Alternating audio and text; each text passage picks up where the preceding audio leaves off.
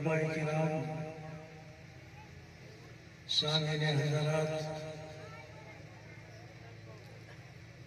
ये जलसो कुरान पाक जो हिन नियत सां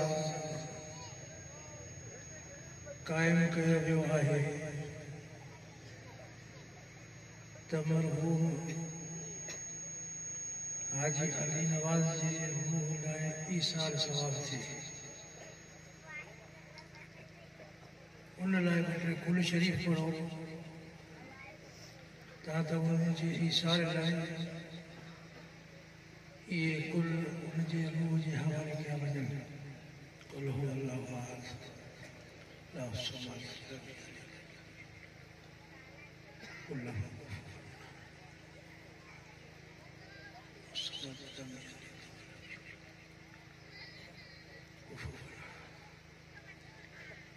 इन लाइ दुआ ख़ैर आख़िर में जेको बाज़ उहे कंदो ऐं ये कुल शरीफ़ उनजे रूह जे हवाले कया विया। अल्लाह ताला उनजे दर्जनि में बुलंदी नसीब फरमाए। ये दुनिया मुख्तसर है, ये जिंदगी मुख्तसर है। इन जी शुरुआत लम्हे, सेकंड, फिंडक मां थिए थी। ये लम्हा कंड थी मिंट बन पाए, मिंट कंड थी कलाक जी सूरत इख्तियार कंदा आहिनि। कलाक गॾ थी पहर ठहंदा आहिनि। पहर गॾ थी ॾींहं ठहंदा। ॾींहं गॾिबा हफ़्ता ठहंदा।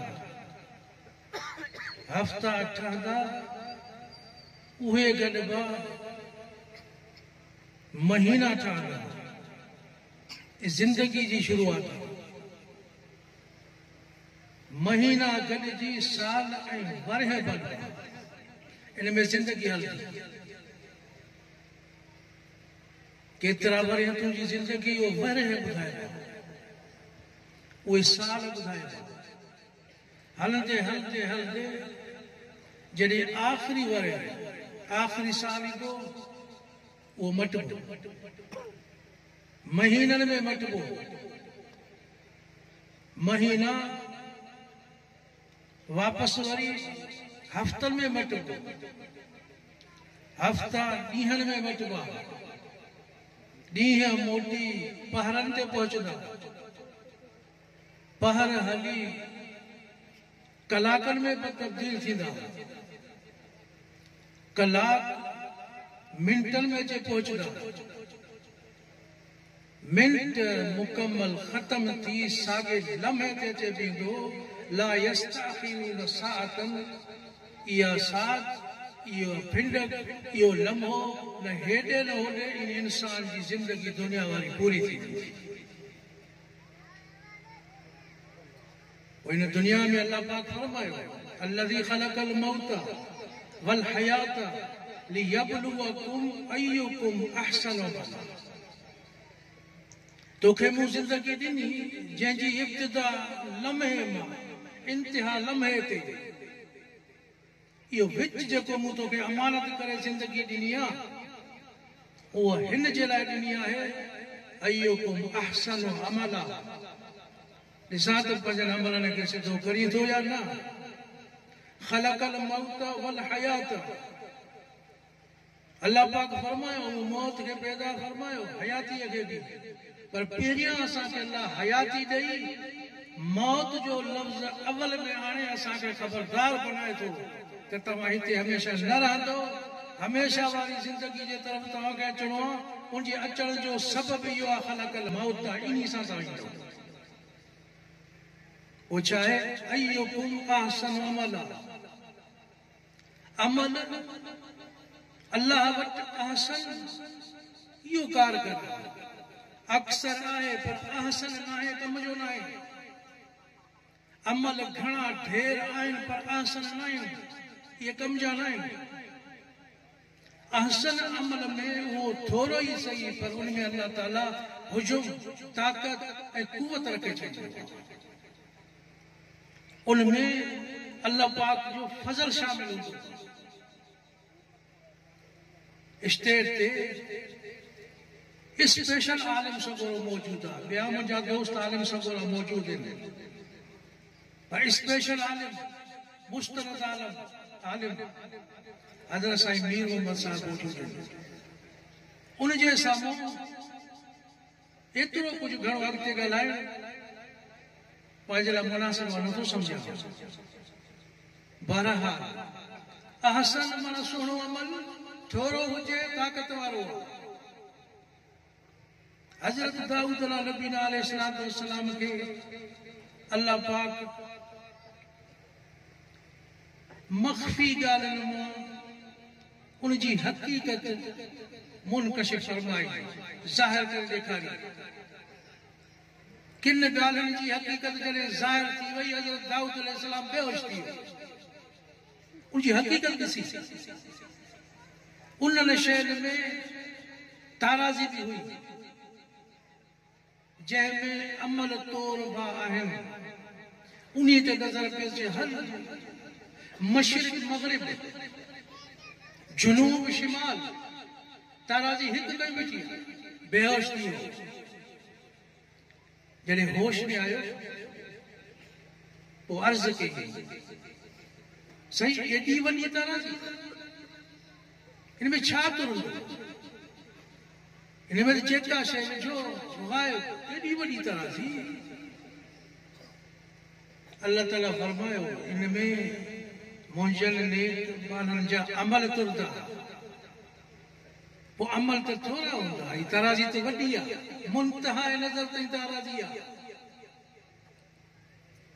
अल्लाह ताला फरमायो त मुंहिंजो बानो जंहिं ते मां राज़ी थिया, मुंहिंजी रज़ा ख़ातिर फ़क़ति थोरो सदक़े जो अमल करे, सदको मुंहिंजे नाले ते कंहिं मिस्कीन खे ॾे, उन्हीअ सदके में मां एॾी कुवत रखंदुसि, इन्हीअ पूरी ताराज़ीअ खे उन्हीअ मुंहिंजे बाने जे इन्हीअ सदके सां इन्हीअ ताराज़ी खे मां भरे छॾींदुसि, हिकिड़े सदके सां।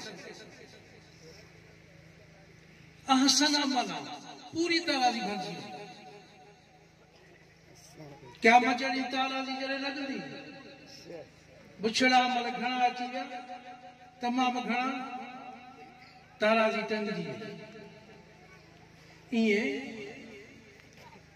मथां हिकिड़ो नंढो ॿूढ़ो, जीअं मथे ककर जा ॿूढ़ा नंढड़ा हूंदा, इहो लहंदो हेठि, लहंदो लहंदो जॾहिं पुड़ ताराज़ी में जॾहिं पवंदो त इहो ताराज़ी जो पुड़ ॻरो थी वेंदो, बाक़ी पुड़ हल्को थी वेंदो। हू हैरान थी वेंदो, ही थोरो अमल, इनमें एॾो हुजुम, एॾी हिन में ताक़त। अर्ज़ कंदो, साईं ही छा आहे?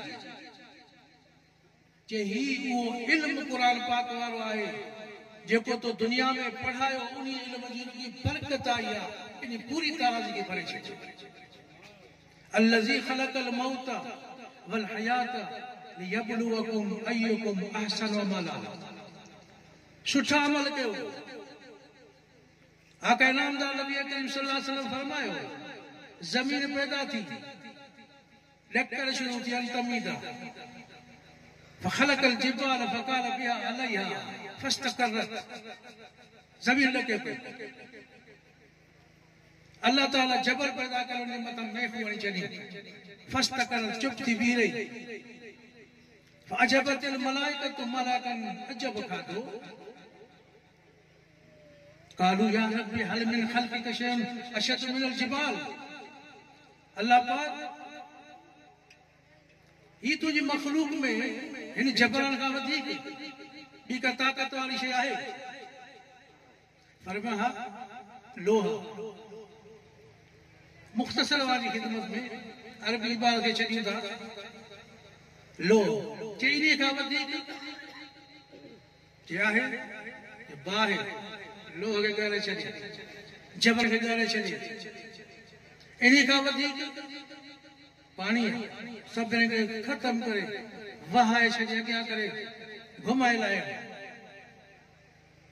इन्ही खां वधीक हवा है हवा में एॾी वॾी कुवत आहे जो तव्हां बटन दबाईंदो जहिड़े मुल्क में ॻाल्हायो ये तव्हांजी ताक़त न ई हवा जी ताक़त आहे एॾी ताक़त आहे अल्लाह जी मखलूक में जेका कुवत वारी शइ उहा हवा आहे पोइ अर्ज़ कई हिन खां वधीक ताक़तवर ॿी का शइ आहे अल्लाह से फरमायो हा मुंहिंजे बाने जो सदको हिन सभिनि खां ताक़तवर आहे जेको तोर जेको सदको रखियोसीं जेको मशरिक़ मगरिब ते जेका तराज़ी उहा भरिजी वई यबलुवकुम अय्युकुम अहसनु अमला इहे असांखे आसन अमल कंहिं ॿुधाया कंहिं ॾिना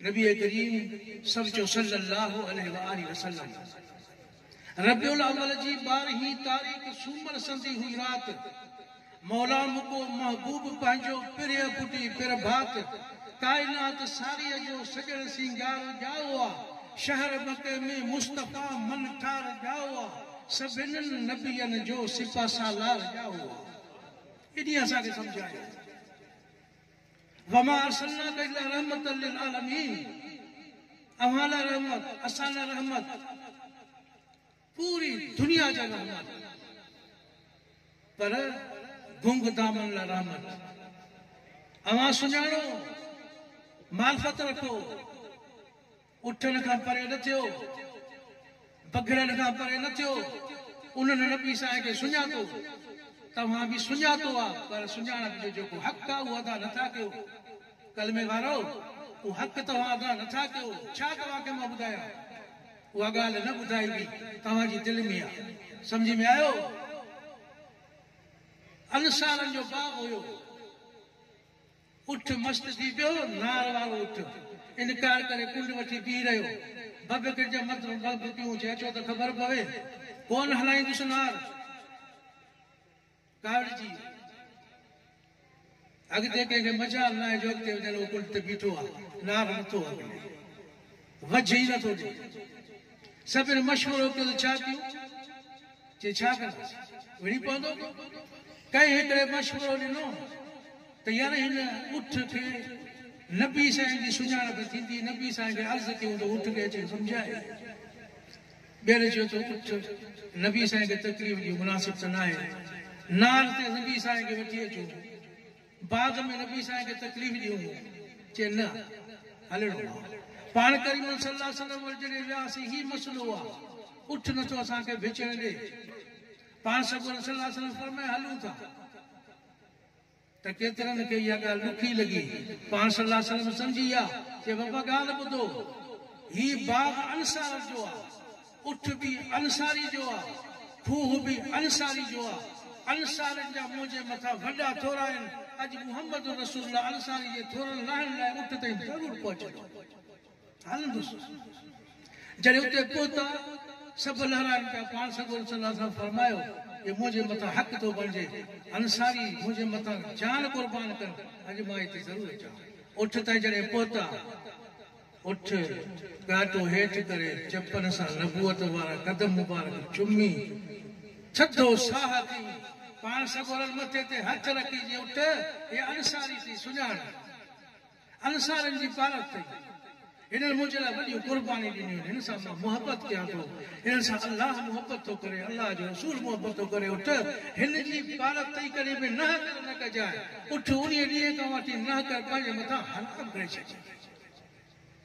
उठनि सुञातो तव्हां बि सुञाणो बाबा मार्फत रखंदव क़यामत जे ॾींहुं सुञाणप थींदी कमु थींदो जे सुञाणप हिते तव्हां न रखंदव त पोइ सुञाणप जॾहिं क़यामत जे नबी साईं जी न थींदी पोइ कमु न ठहंदो मुंहिंजा दोस्त अज़ीज़ो बुज़ुर्गो भाइरो कोशिश कयो आसन अमल जे करण जी कोशिश कयो रब साईं तव्हांजे मथां रहम फरमाईंदो उस्ताद मोहतरम स्पेशलिस्ट उस्ताद मुस्तरद आलिम ये मुंहिंजे मथां अल्लाह जी महिरबानी आहे। हाणे शुगर जी सूरत में, तकलीफ़ जी सूरत में उस्ताद मोहतरम तकलीफ़ जी सूरत में मुंहिंजी ख़िदमत में आयो आहे ऐं सुठे नमूने सां हुनजो बयान ॿुधी उन ते अमल ज़रूर कजो। नबी साईं जूं ॻाल्हियूं अमानतूं तव्हां ताईं आलिम सॻोरा पहुचाइनि था, पंहिंजो ॿार हलाइनि था। हाणे तव्हां जे मथां आहे, अल्लाह ताला रहम ऐं करम फरमाए। आख़िर दावाना अनिल हम्दुलिल्लाहि रब्बिल आलमीन।